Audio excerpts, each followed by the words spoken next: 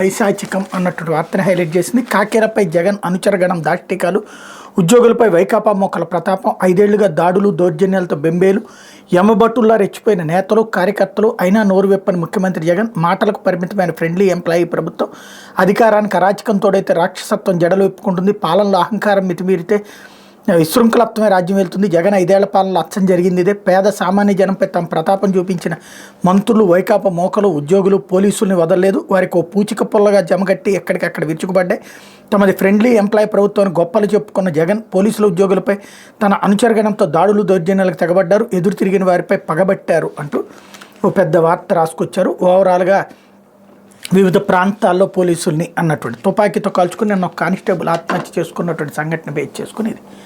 అతను దేనికి ఆత్మహత్య చేసుకున్నాడో అతను చెప్పలేదు. ఆర్థిక ఇబ్బందులు అన్నటువంటిది. దానికి దీనికి ఏమైనా సంబంధం ఉందా? విచిత్రం ఏంటంటే, ఏ వ్యవస్థలైతే జగన్కి బానిసల్లాగా పనిచేస్తున్నాయి అని ఇంతకాలం చెప్పారో, ఇప్పుడు అదే వ్యవస్థలకి తాము వెన్నుదన్నుగా ఉంటాము, వాళ్ళందరూ మంచోళ్లే, జగనే చెడ్డోడని ప్రొజెక్ట్ చేస్తున్నారు. నేరేటివ్ థింకింగ్ అనమాట.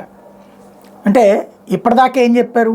పోలీసులతో అరాచకం చేపిస్తున్నాడు, పోలీస్ బాసులు, ఐపీఎస్లు, తర్వాత డిఎస్పీలు అందరిది అయిపోయింది, పోలీసు కానిస్టేబుల్ అంతా దుర్మార్గంగా ప్రవర్తిస్తున్నారని ఇంతకాలం చెప్పి, ఆ కానిస్టేబుళ్ల పట్ల ఆ పోలీస్ వ్యవస్థ పట్లే జగన్ దుర్మార్గంగా ప్రవర్తిస్తున్నాడు. ఇప్పుడు కొత్త కాన్సెప్ట్ తీసుకొచ్చారనమాట.